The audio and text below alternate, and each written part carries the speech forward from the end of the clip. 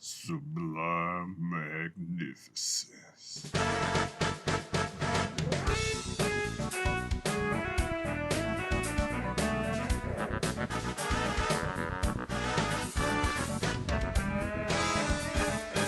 Hey guys, you know who it is, what's going on, when it's happening, where it's at, and why we're here today. How you doing?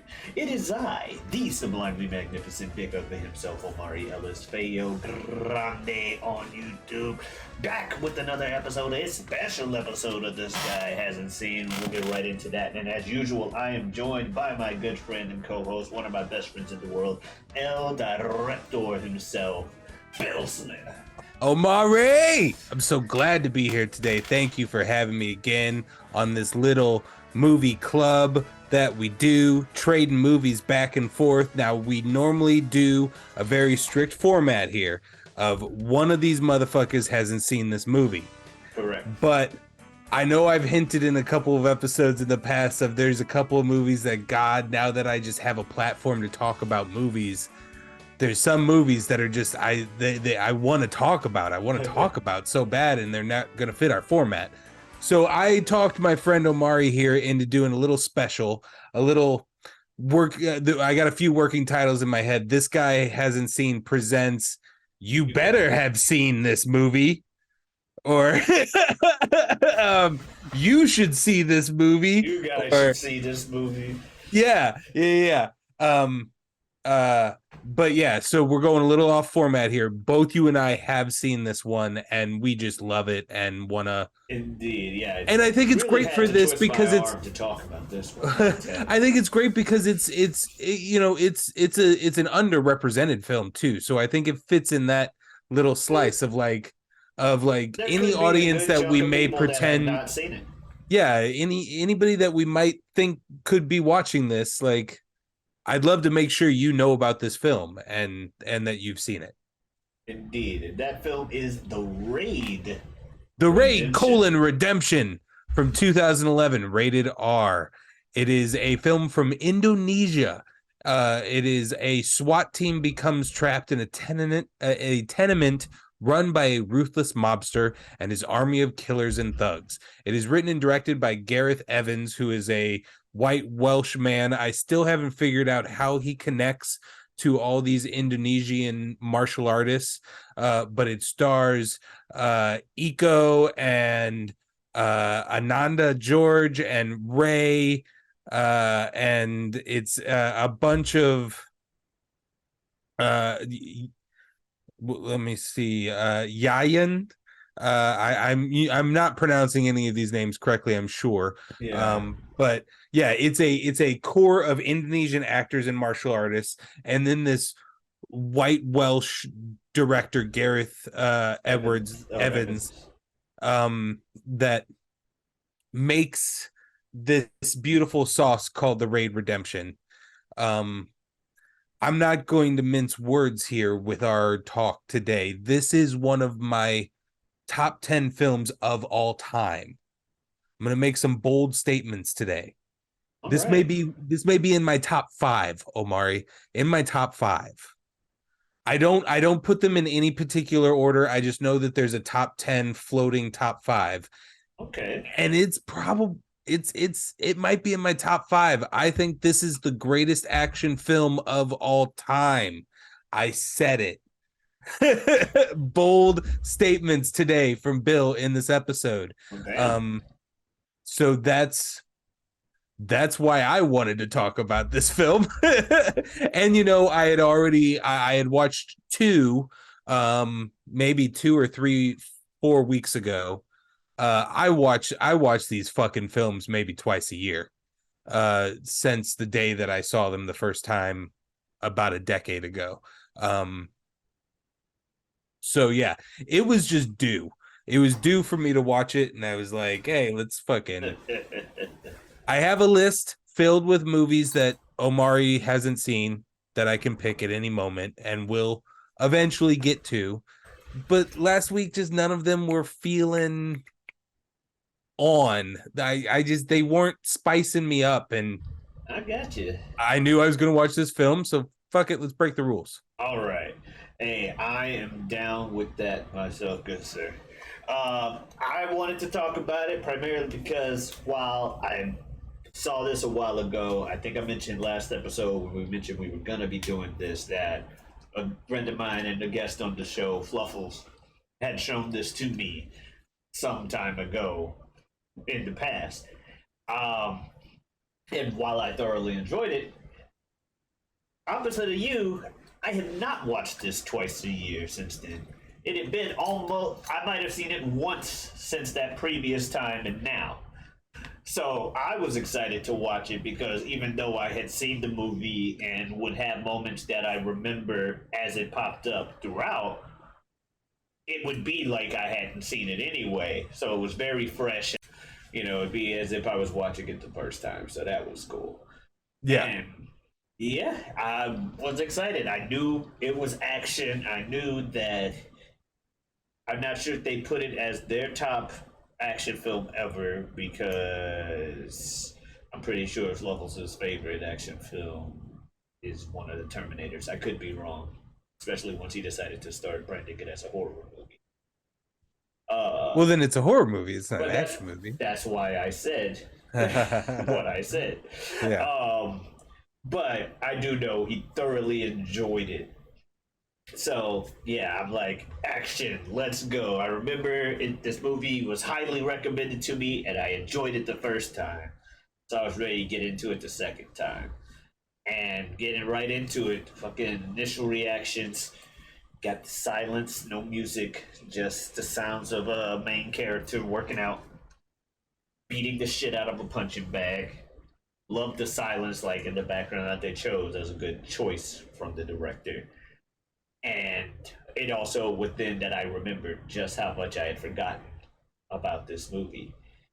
As it cuts to the landlord, with what's also the first standout moment. The fucking dude got 5 people in front of him and just execution. I mean, I feel like this entire episode is going to be me trying to make a case for the statements that I made opening this episode. That's fine. But like, step one here: who's our villain? A cold ass motherfucker. Like here, like it doesn't give a shit. You can right immediately in that scene, you can tell like this means nothing to this dude. Nothing. This is nothing. Very much so. And then when he runs out of bullets and the guy's like, he's like, one moment. And you think he's just gonna get a bullet to reload the gun. Yeah. The drawer opens and it's filled with bullets. This nigga grabs a hammer and just Where were we? yeah. Where were we? Oh yeah. So that was fucked up. But yeah, we get everybody pulling up to the thing, and essentially we're told that the goal of this SWAT team pulling up, much like the summary that Bill read, going in here, we're taking this guy down, we're freeing the apartment complex from his reign. Let's do this. We're told at the beginning that a lot of these dudes are rooks. They are like straight out the academy into this mission. We're only really told that there's 2 veterans here, other than the dude that they meet, the white-haired dude. Part of the actual SWAT team, there's the 2 guys that are the vets, and the sergeant is leading the train, and then his number 2 is at the caboose of the train of SWAT members, and that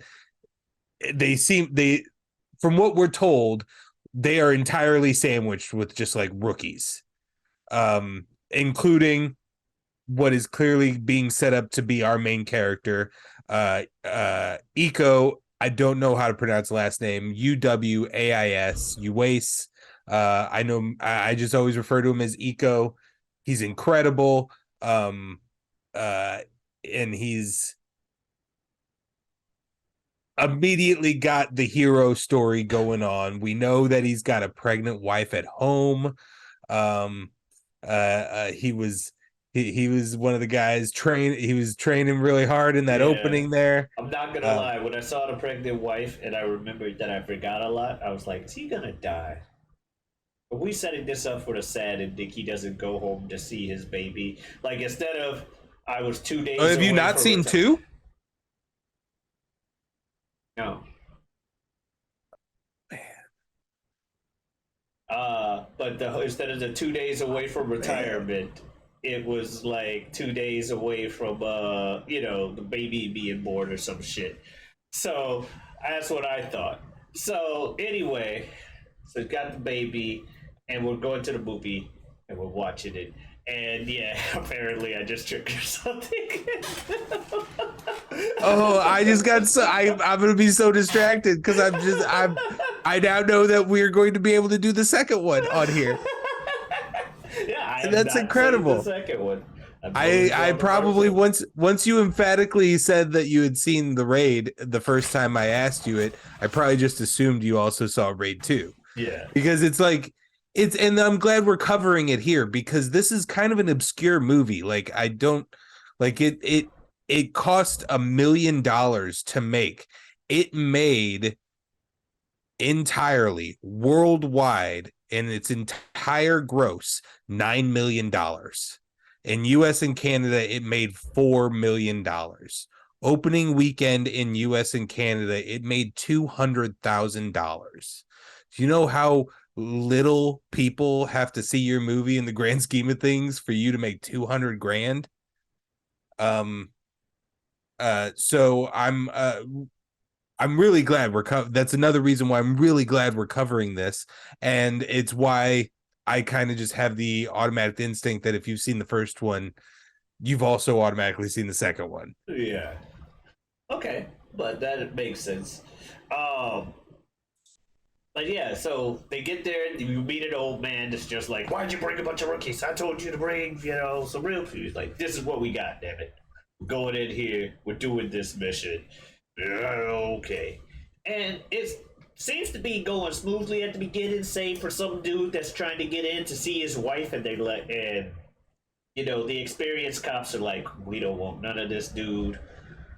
Rookie cop, like you said, the hero complex comes in and he's like, I got this. I even put the note because I was like, I'm trying to remember if this guy who's got the sick wife is evil or not.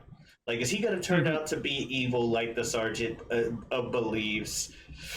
So, like, that's like I said, I just forgot. I'm like, wait, does he turn out to be evil? Oh yeah, that's wonderful. So then let me ask you this, because it's hard for me to separate myself from so many viewings of this movie. Yeah. At what point, like white haired dude, does he have not up to no good stench on him from like the moment you see him, or is it Damn near. Damn near. The set I hated him the second he was like, "We need backup in the staircase," and the dude's like, "We're here on our own." I typed it in my so that would be notes. after he fired at the kid? He shot the kid before that. I was mad, but It's that's kind of almost necessary too. it's kind of almost necessary, and that's old because in these movies they're gonna do that. Right. Like, Yeah. so it was off putting, but I understood that's what that kind of character would do in that situation because I've seen it in other action movies. The old veteran, like, you can't even let the kids get away. I do what's necessary. And he definitely seemed very anxious to attack this building, like he had been chasing this nigga for years or something. So I it's like you make a mental note. But the second he said nobody else came, I typed "fuck this lieutenant" in my thing. Like, you ain't even get this cleared. What the hell? And then later in the movie, I'm like, seriously, fuck this old. Oh my god. Yeah, you want this dude to die uh, at a point. Yep. Yep. yeah. So yeah, that guy.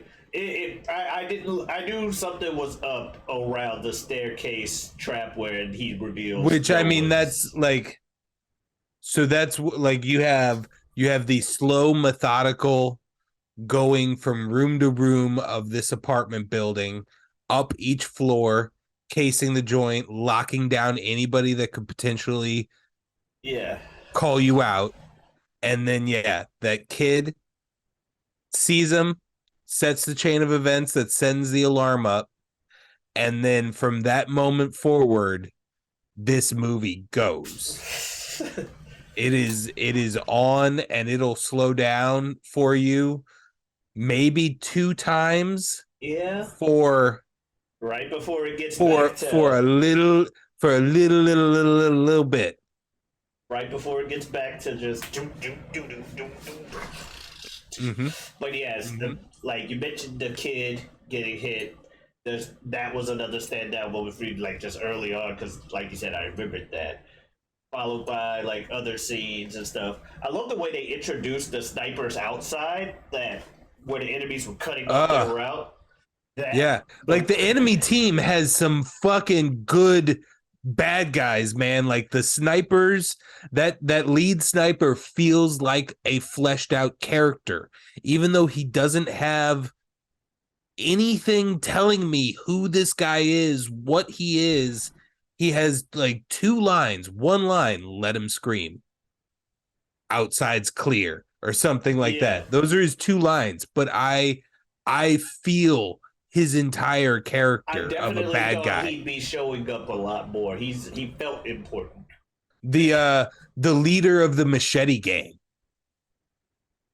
That dude is so fucking creepy and weird, and he's so good as a little low tier bad guy. I would have loved to see this movie like 3 weeks ago as research material for a role I had to do.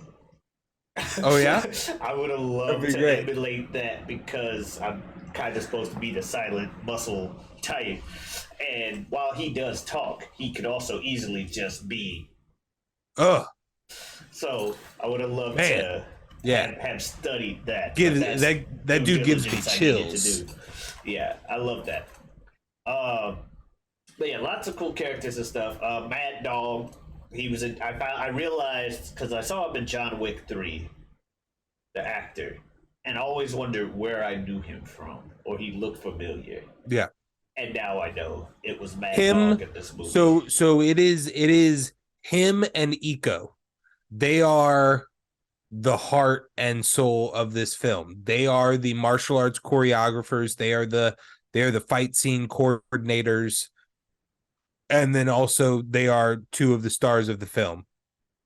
But it is the 2 of them in combination with this white boy that I every time I'm going to watch this film, I end up at some point on a YouTube rabbit hole trying to find some interview where Gareth is like, so yeah, I've been living in Indonesia since I was 12 years old, and I'm really into this martial art, and these were these 2 guys, and I met these 2 guys. I haven't found it yet. I'm sure that story's out there somewhere. I just haven't looked in the right place.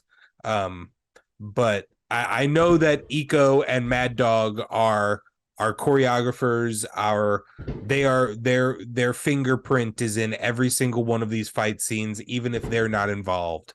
I have seen behind the scenes of the Mad Dog and Sergeant fight where Iko's in there in between takes, and they're all talking and working out the fight. So this is these are the real stalwarts of this team here. Even. Pillars, yeah.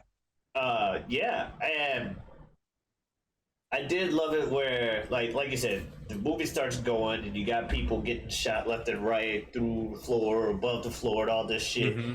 And even I love the thing when they got split in the room and they were trying to deal with everybody like coming in through the door, and Iko, I'm pretty sure it was Iko's character's idea to take the grenade and put it in the fridge. Yeah, he does everything. He does through the wall. It's his idea to break through the floor and make the hole, and then it's his idea to turn the fridge into a bomb.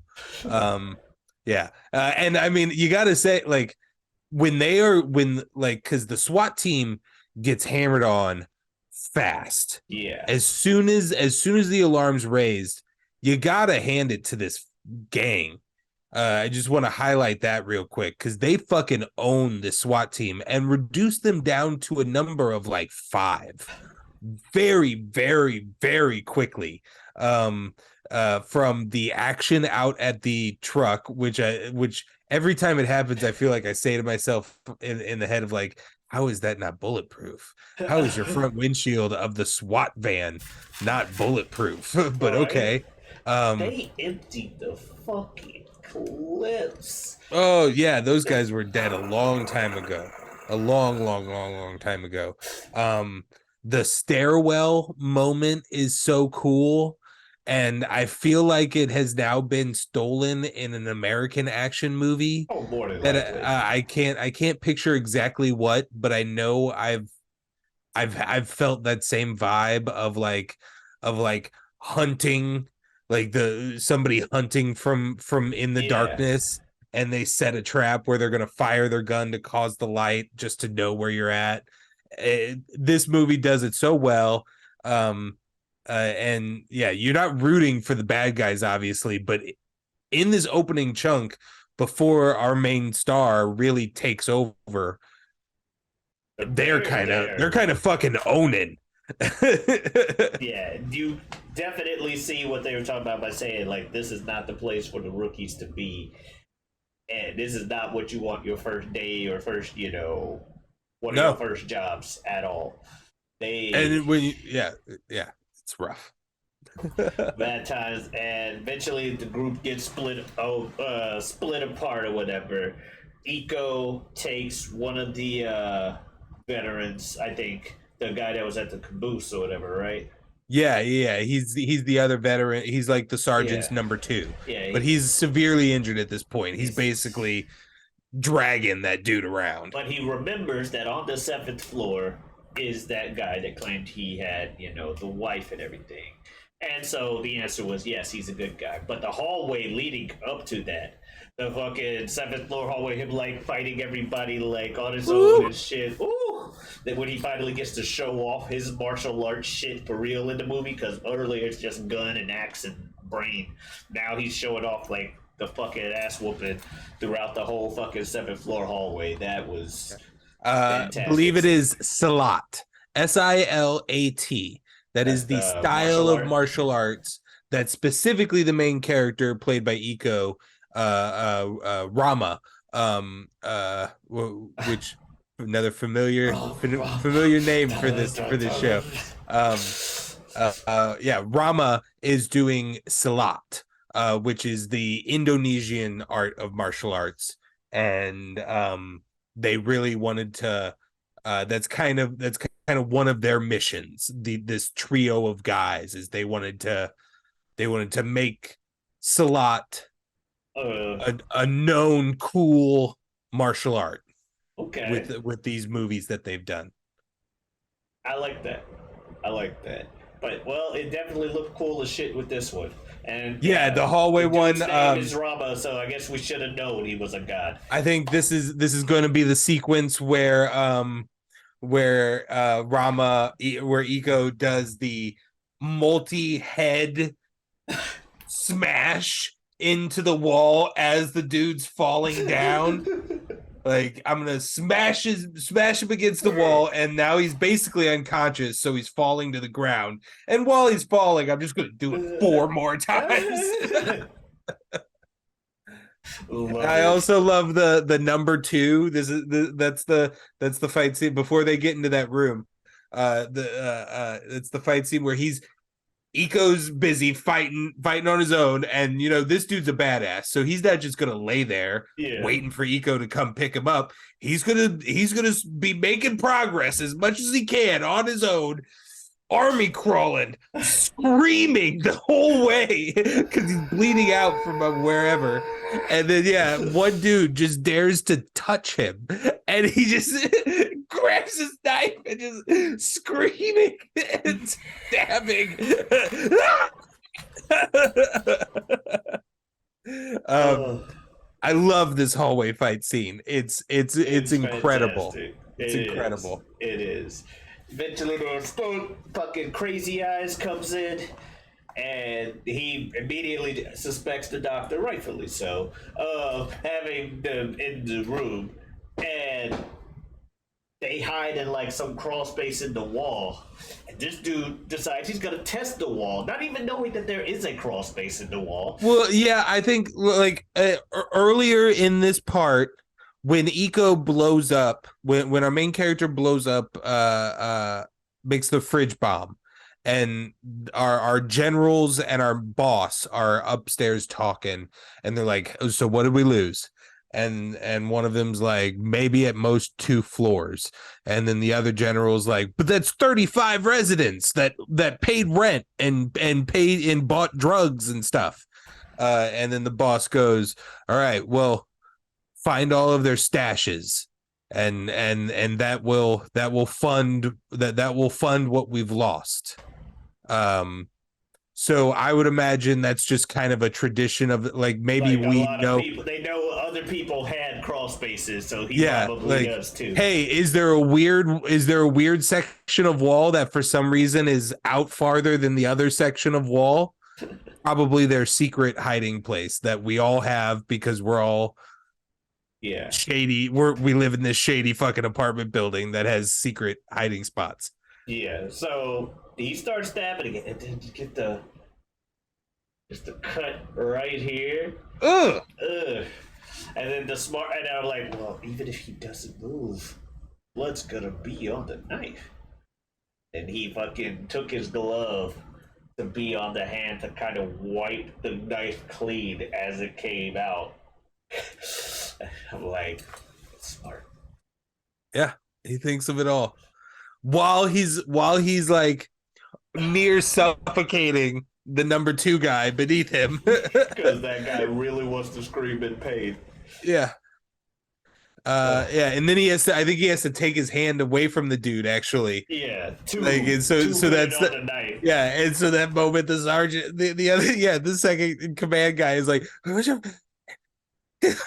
clenching. They're like pain acting is a real thing. Yeah. These guys do it really well. I will again, I mentioned the budget for this film was $1.1 million. In 2011 money, that is still a very cheap film, especially considering the product that we see up on the screen. I have heard a note, and I have noticed it in my viewings in the past. Rama's scar is going to shrink and grow a little bit throughout the rest of this film.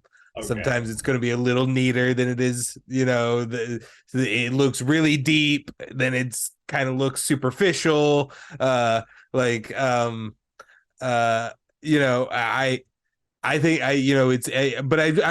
not going to be dishonest that this movie isn't flawless. There's going to be a little bit of continuity error there. And I know I've seen some people mention it, but it's like that's not what these guys were concerned with in the moment of filming this. It's like, is there a scar? Yeah, there's a scar. Okay, let's go. Pretty much, and I didn't notice it, so it's fine. Yeah, but while we got that stuff going downstairs, or no, right after that, after Crazy Man leaves, and because why did he leave? Was it because they found his brother? Oh no, they found the other people, or the other people started making noise, and so he left. I think they were just ready to. Yeah, I think they were ready to move on because at that point he had just. I think he had felt like maybe he had gotten off. Like he was like, all right, I'm just about ready to beat this dude's ass and kill his wife just because. Yeah, I got other stuff to do. Yeah. I still gotta actually go check the other rooms on this floor. Right. So they leave, and they start fixing them up, and then we get fucking part 2, like 7th floor hallway part 2, with him trying to do the solo adventure. Yeah. Now this is the machete gang. The guy that was just hunting him and his crew. This and rightfully so. I mean, they were bold as fuck. Like that dude walked out of that apartment, and the doc almost immediately went to that wall and dragged, and the two of them came out and started making a bunch of noise. Right? Like they just left the room, bro. I was surprised that they didn't come right back in. But yeah, he immediately gets spotted when he tries to go out on his solo adventure, like you said, and then we get him versus the Machete Gang, and boy, that's, I mean, yeah, like you thought hallway fight before was insane. This is that fight on steroids. Yeah. Exactly. And it's just fantastic and whooping ass left and right. Um Eventually we get to the thing where the other people upstairs, the sergeant, the old man, and I'm pretty sure there was one other with them. Yeah, one other with Yeah, them. Jaga. Jocko was the sergeant, right? No, yeah, Jaka was the sergeant, and then something with a GA. Okay. Jaga or Raga Raga, or Juga, something like that. Yeah. Yeah. Yeah, but yeah, there's another dude who's pretty cool, who's pretty fucking cool. His martial arts focus is Taekwondo, and he gets some pretty cool shining moments later on once they meet back up with Iko. Yeah. But yeah, right now he's just kind of doing as the sergeant tells him to do. And they decide, you know what? The sergeant's like, okay, you gotta tell me what's going on, white haired dude, because clearly some shit's you up to no good.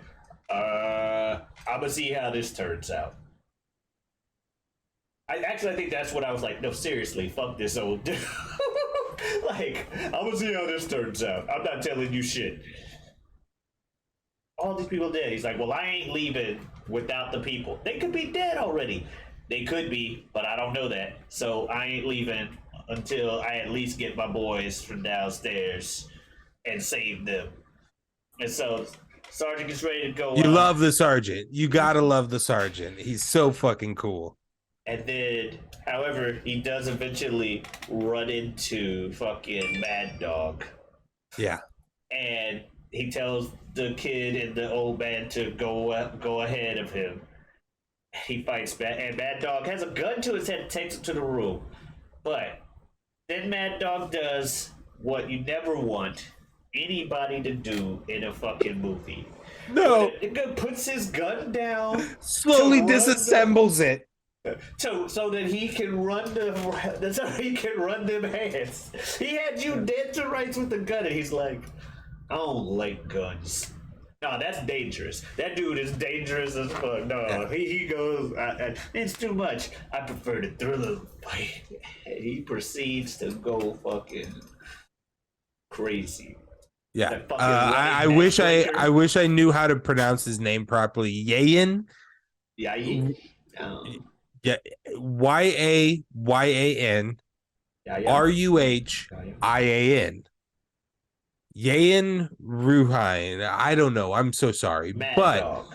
Because he's so fucking cool. This man was the martial arts trainer for the Indonesian equivalent of the Secret Service. Really? Yeah, man. This dude was like, he is like, from all the things that I have read on at least connecting to the promotion of this film, to be granted, this dude is like the dude. He is the dude in Indonesian fighting, which is why I think this film and maybe some other films would treat him like a him. Yeah, I mean, even in the John Wick thing, like the character that he and his other guy play, they don't really do much. They just kind of just show up like, we're fighting John Wick, we're fans, or whatever, and then they get their own moment. They haven't really been mentioned before or ever again, but it's this is a mini boss fight, and sure enough, and that's what he is in this one, and also sadly, Jaka's tall as fuck, by the way. Have you seen Force Awakens? Oh yeah, I mean, Short King. Give it up for Mad Dog. Let's give it up for Mad Dog, our short kings out there. But yeah, have you seen the Star Wars: The Force Awakens? Yes, that's Um, the episode 7. yes, Yes. yes. Um, so trying to think of where it is in the plot. I believe it's right after they get Rey and Finn. Okay. Rey, Finn, Harrison Ford, and Chewbacca. Um, uh, and they meet up with another crew, and there's a giant space octopusy lizard thing that's Okay. storming the ship and eating Yeah. a bunch of people and stuff. That crew are all of our actors from the raid. Um, the we only know what we got on film, obviously, but we also know that at some point during the production of this film, Harrison Ford broke his ankle, I think, pretty badly. Um, and one of the theories was that it's the raid guys because they were going to do something a lot more involved, and then Yeah. Harrison things got Ford got switched. injured and other Yeah, stuff. they got a little bit switched around. But yeah, that's it's just in reference to your John Wick thing. Like, I think if you know about this movie, you love this movie, and I feel like there are people who are trying to get these guys in American films, but none of them really speak English. And Yeah. I don't know, you never know if somebody really wants to speak English or really True. even wants to be Here. like I'm super excited about the idea of all of my favorite actors from RRR starting to do some American films, but who knows if they even want to do that? Like, I don't want to True. disrespect them by assuming that that's just something that they want to do. Uh, I would Exactly. imagine, and even if they would make more money doing that, like, are you going to make more money just doing your films in India? More power to you. Stay over there. But Yeah. boy, wouldn't you love to see Rom from RRR as the next James Bond? Like, wouldn't that be awesome? Because I think the rule just has to be that it has to be from a country under the royal umbrella.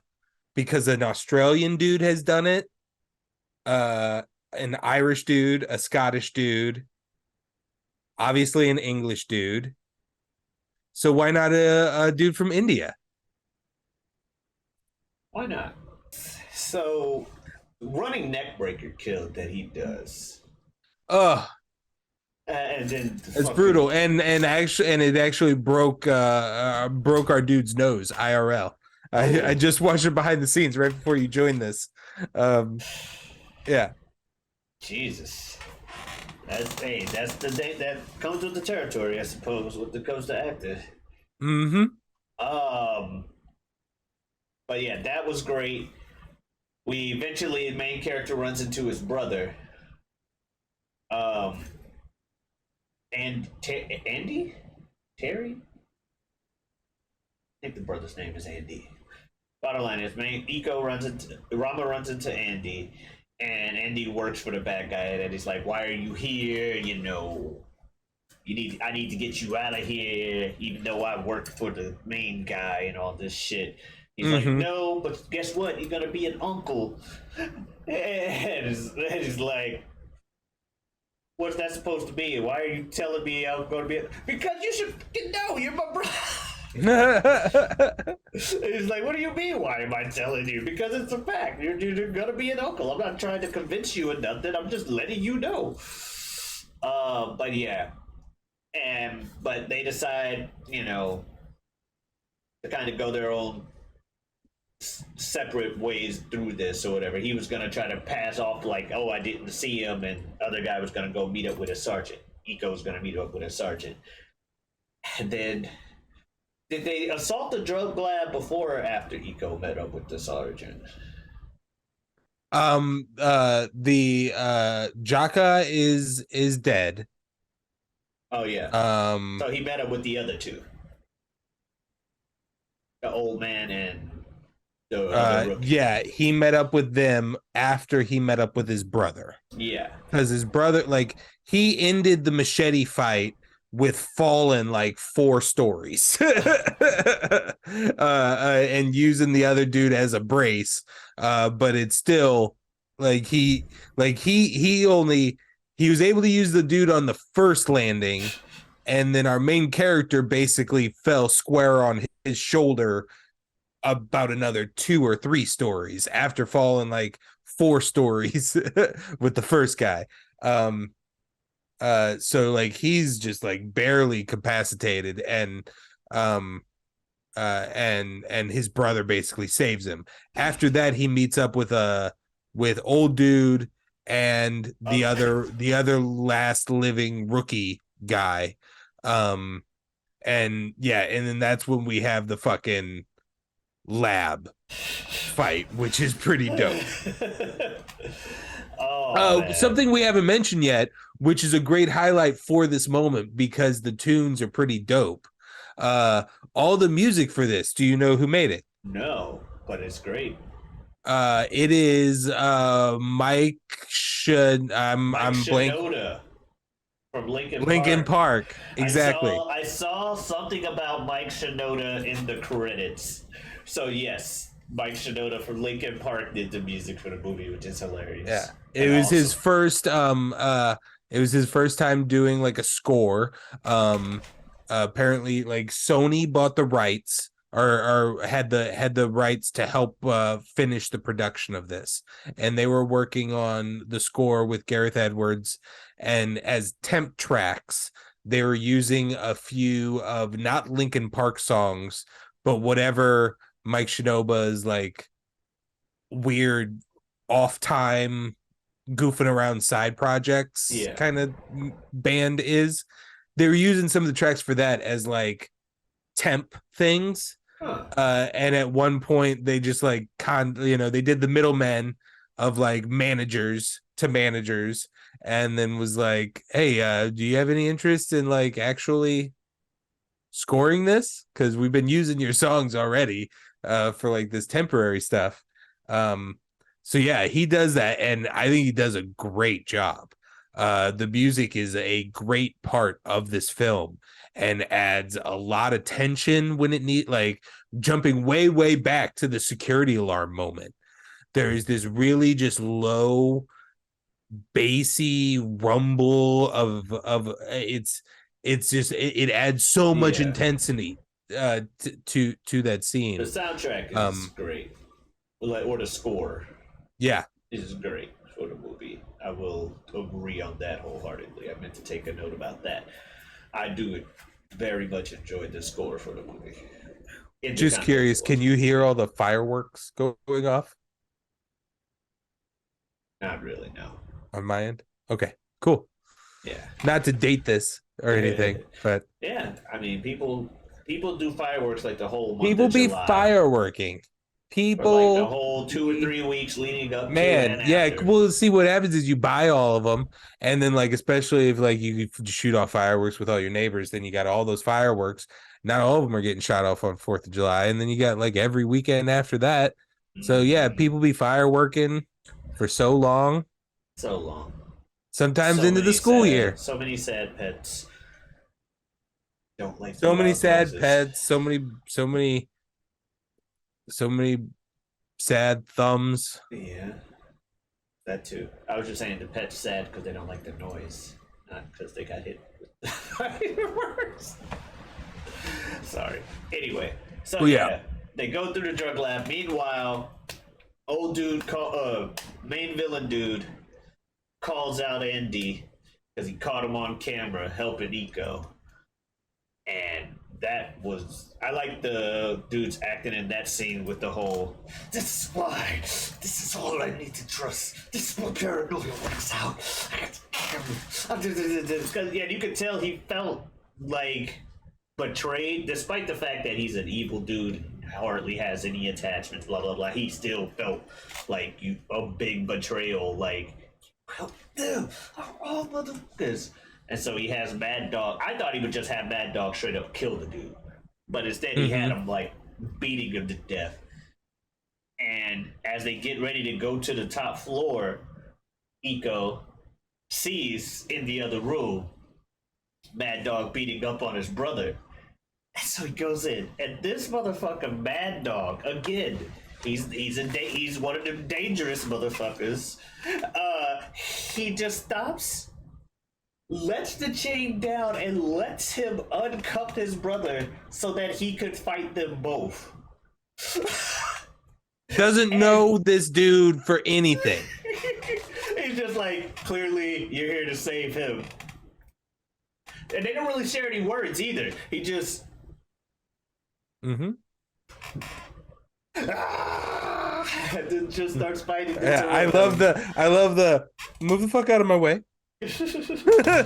All right, and let's go. Yeah, this is our big. This is our final fight. Our final fight of the movie, basically. This is Top General. Yeah, and it's. Oof. That man, for it to be 1-on-2, and one of the two is the main character, dude is going crazy, just beating the shit out of both of them. They're having the hardest time of their fucking life, and Mad Dog is just legend status, just fighting. I will say in defense of our main character, he has had a day. Oh, he has. He has had a day. Mad Dog's had one fight. It was a good fight. It was a good, tough fight, but he's had one fight. Our main character this is like his eighth fight of the day. This is not me trying to 20th. This is not me trying to discredit the main character. This is me embiggening Mad Dog. Yeah, no, yeah. But no, yeah. I'm not discrediting the main character at all. He's the main character. I'm interested in a what if universe of a fresh Rama versus a fresh Mad Dog. What are we doing? But I think the movie is telling us that Mad Dog is going to win that fight. I mean, I forget how you do the separations. Like Rama is a he, but Mad Dog is him, like kind of thing. Yeah, I forget as well, but I get your point. Like there's tiers to it. Yeah, he's like right under that tier, because Mad Dog is crazy, and it took them the jointed effort. Luckily, like a light bulb gets broken, like one of them two things, and that's what they're finally able to like. Great kill. Stab through the neck. But even after the stab through the neck, literally the neck is a blood fountain. He's still running the fucking hands. Yeah. DIY on that. Like they literally just tape a tube to glue a tube to his neck, and before they would yell action, somebody would run in there with a pitcher of fake blood and they just fill the tube up. And then him shaking around is what would just splurt it out. That's fantastic. And then they take it and they just grab it and and it's like, damn, that was a vicious fight, but it was fantastic. And Mad Dog, like you said, that's kind of like what Robin was injured, but he stabbed the dude in the neck and he was still going and almost. Damn, man. Mad Dog's built different. Yeah. And then we get, old man showdown with the mob boss, him and the other kid, and then all of a sudden, I still don't understand what was supposed to be going on here. He just turns and shoots the kid in the head. Now you take me out of the building. You would have gotten out of the building with him in cuffs anyway. What? And start shooting at people going down the steps, and eventually, Mob Boss explains to him like, "Hey, the whole police system's corrupt anyway. I don't know what the fuck you expected to happen." Yeah, he was telling like white-haired dude is a corrupt cop who was told by the big crime boss Reza to go take this spot. Like I think the ultimate goal was white-haired dude was to kill this dude and be the new dude, is what he thought he was going to this place for. And then that's what that and then that guy is just saying, no, man, they sent you here to die. It's your time to die, bro. You didn't know that? You're not coming here to be this dude. No. You got sent here for an execution. And so he's like, well, you know what? Well, fuck you. Which I did like him just being like, fucking laugh at me. But then he turns, kills himself, or, murders himself. Tries to. Or tries to. That's right. He, tries to. Click, click, click, click. Unsuccessfully. Man, motherfucker. Unsuccessfully attempts to murder himself. Yep. So Iko gets to walk out with him, and the number 2, who has been, I guess, just hanging out in room 726 this whole time, because Glasses Dude was a good dude. Yep. Because our hero called it right from the start. Because he's our hero, so you can't doubt. Like, he knows. He immediately senses character. Heroes are very good at sensing. In fact, we didn't even mention. In the van, before they even got out, our hero went, should we be doing this? And then they all go, shut up, rookie. but he's like, what's the reason why we're here? I haven't heard a reason yet. Yeah, it's just we need to go in and do this. But why though? You don't ask why. Shut up. Yeah. But yeah, they walk out, and that's the raid. Anything else you want to touch on before we get to final time? No, man, we kind of went through it. We went at it pretty hard. I mean, we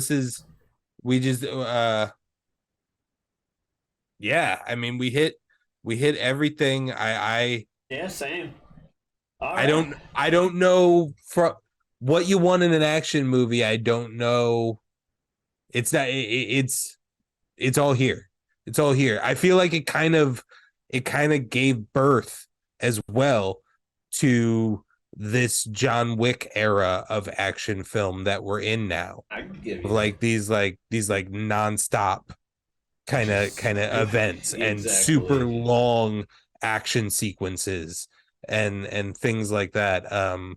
I feel like it kind of may have been a kickstart of that. Yeah, I don't know. I'm just saying it. It definitely was a pioneer of that. I will agree, because it definitely, you can see plenty of elements that you just mentioned in like the action films of today that are widely enjoyed by the people. Which is another reason why, if you enjoy that kind of stuff, like definitely if you enjoy your John Wicks and shit, watch this movie. If you haven't. I loved it. I will give you, because I don't really feel like arguing the point at the moment, I'll give you your whole best action film. You know me, normally I don't like to speak into absolutes because there may be something different out there, but I don't know exactly what this is lacking to where I can say it's a very hard. I jumped on a hill that's very hard to define. Even if you do point out some of the things, like I pointed out the silliness of a couple things that happened plot wise, and you did as well. Even with that, a lot of the other contenders for best action films have those same little nonsensical plots. I mean, for me, the first one that jumps out at my head is T2. T2 Judgment Day is almost a perfect film in my eyes. Yes. Aliens is kind of more an action movie than it is a thriller or a horror. That's kind of an incredible, perfect film in my head. But so is this. So, I would put it, as insane as that sounds. And I'll say to folks, I've had rants here where I've talked about how I don't feel good about it, but I'm not someone who usually likes to watch subtitles. And I just told you that a film that I can only watch in subtitles is in my top 10 maybe in my top 5.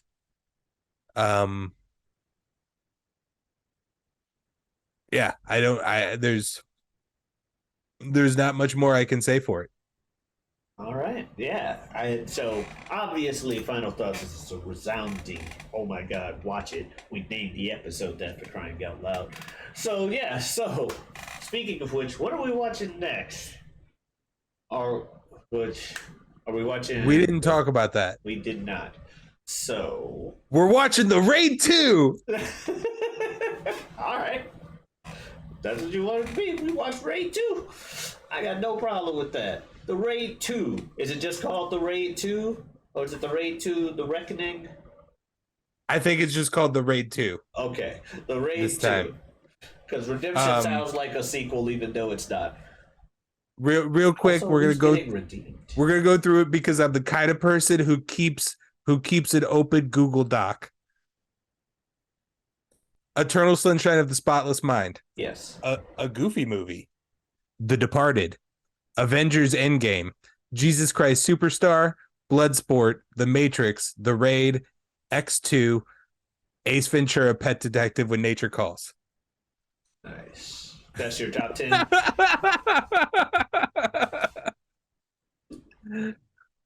Hey. In no particular order. I can't argue with that list. Beauty of like my top 10 lists. It's your top 10. Yeah. I mean, yeah, that's a perfect. I feel like that's a perfect setup for a great whatever we want episode. But Super Jazz won't have me back because he's scared.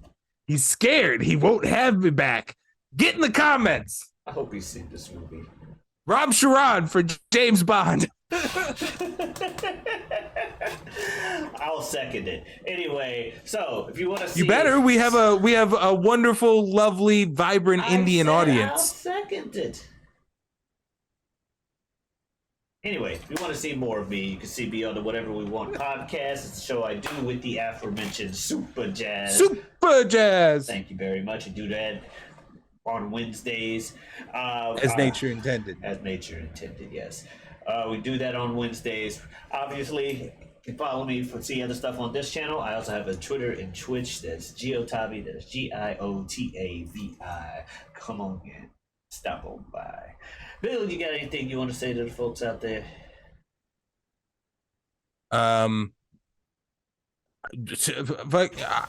Like I thought of it in this episode, but yeah, watch this movie and I'm serious, man.